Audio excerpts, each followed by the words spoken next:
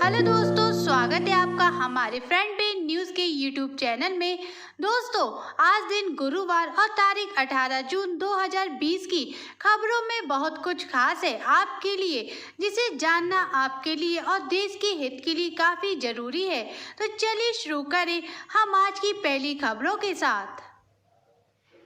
दोस्तों, भारत चीन सीमा क्षेत्र में मौजूदा हालात पर चर्चा के लिए प्रधानमंत्री नरेंद्र मोदी जी ने 19 जून को सर्वदलीय बैठक बुलाई है। इस बैठक में पीएम मोदी जी भारत चीन की बढ़ रही तनातनी को लेकर कोई बड़ा कदम उठाने पर विचार विमर्श करेंगे।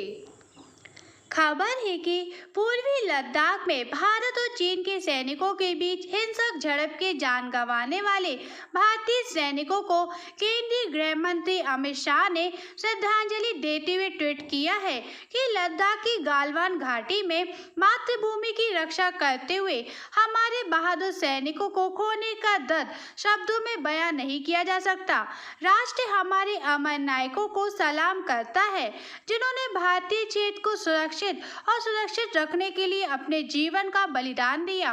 उनकी बहादुरी उनकी भूमि के प्रति भारत की प्रतिबद्धता को दर्शाती है।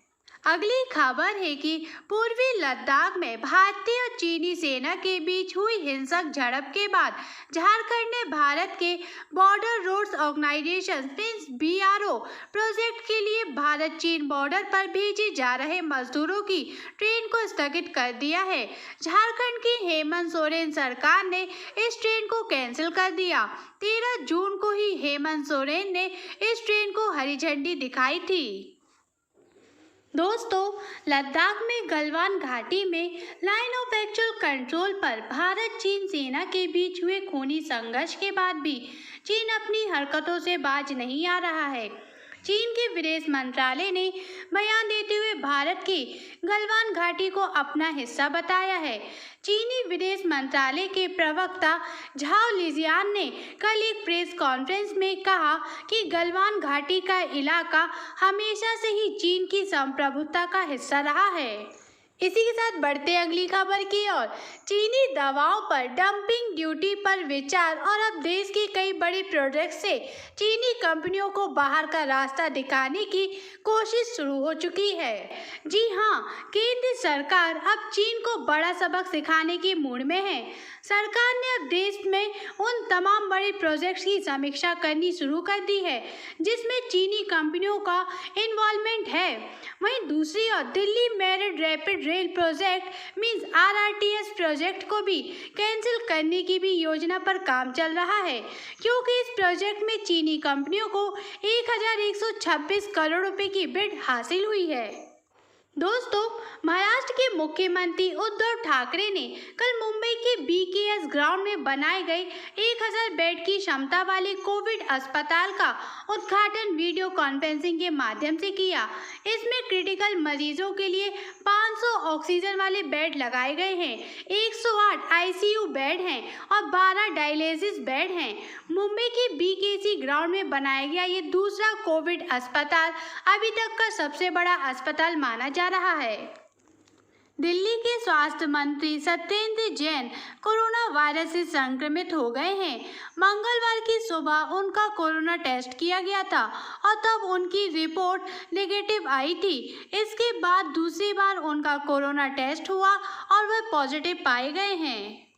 दोस्तों, PM केयर्स फंड को राष्ट्रीय आपदा प्रतिक्रिया कोष मींस NDRF में जमा करने और कोरोना के लिए राष्ट्रीय योजना बनाने की याचिका पर सुप्रीम कोर्ट ने केंद्र सरकार को नोटिस जारी कर जवाब मांगा है। सरकार को 2 हफ्ते में जवाब देना होगा।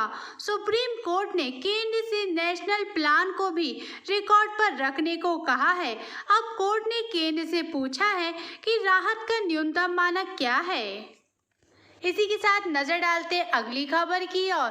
Confederation of all India traders यानी CAIT ने चीनी वस्तुओं के बहिष्कार का लोगों से आह्वान किया है।